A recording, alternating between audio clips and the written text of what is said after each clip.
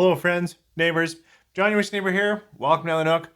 Welcome to Sunday. It is normally Sunday samples, but I seem to be shy on samples. So I thought, you know what, there's a little bit of whiskey kicking around in this beautiful, beautiful gift pack that my brother-in-law brought back from England for me. There's no Caol Ila left in here, but there is a little bit of Caol Ila and Talisker, I think. Yep, there it is. So I'm gonna pour them, rest them, and then come on back and give some follow-up or final thoughts out of this tasting pack. 3, 4.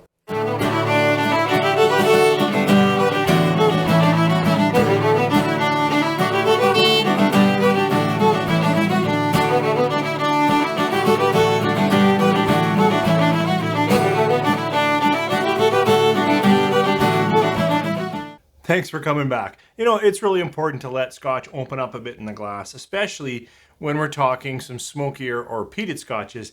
And this Isle of Skye and Islay Scotch certainly fit in this category. You know, this tasting pack is from Diageo. It's part of their classic malts series.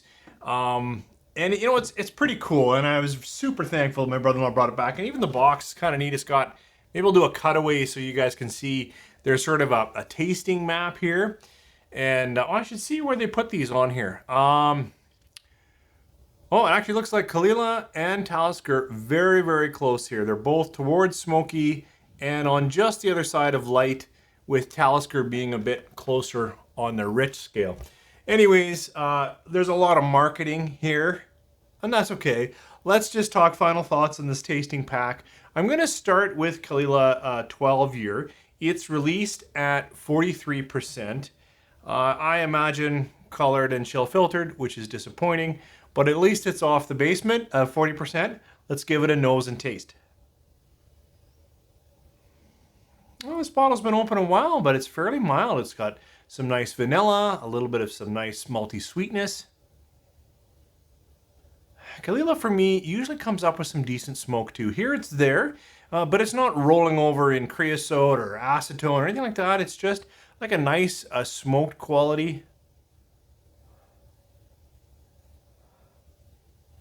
Today, and I don't think I've said that much about Caol Ila before, but it's a little bit salty, a little bit briny. I normally associate that with other Islay malts, but today, it's just what I'm tasting, or well, nosing so far. It's got nice smoke, a little bit of salt, and some nice sweet, really light toffee or vanilla, that kind of thing. Let's try it on the palate. Sláinte. In the palate, I'm getting a little more peat, a little more of that, you know, salted caramel, so I've got that sweet salt taste. Some peppering, but not much. Caol Ila's pretty light for me. And the early finish now is giving it a bit of oak, a bit more campfire, a little bit more of that peat. Staying away from the really strong medicinal acetone creosote notes. It's staying pretty close to campfire and smoke and a bit of ash.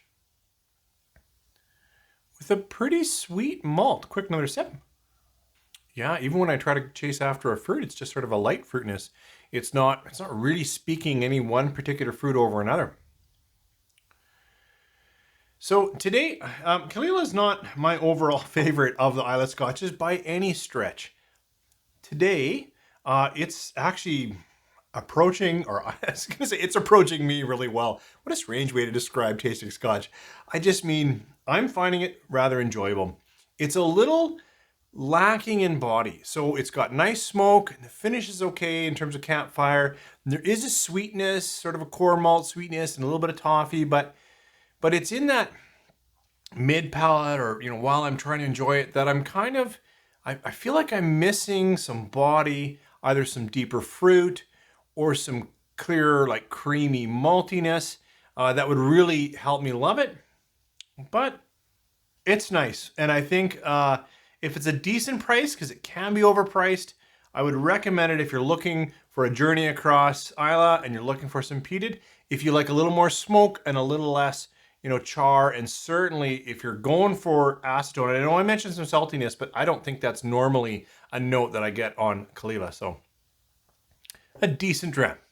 So I want to talk about this Talisker 10-year-old. Now, it's the Isle of Skye, so we're on a different island here, but it is also known for its peaty and smoky nature. This is released a little bit higher, 45.8. I had to remember, I couldn't quite read the small writings there. Now, this one, comment below whether it's natural color or non-chill filter.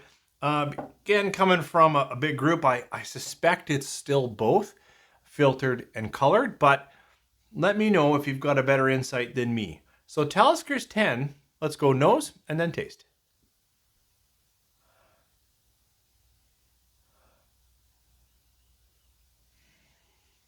In comparison here, I actually have a little less smoke and a little more fruit. Now, I'm going to say a fruit that's been on my mind lately. You probably won't get it. I was going to say a little stone fruit, like a little bit of maybe apricot, but that might be too much.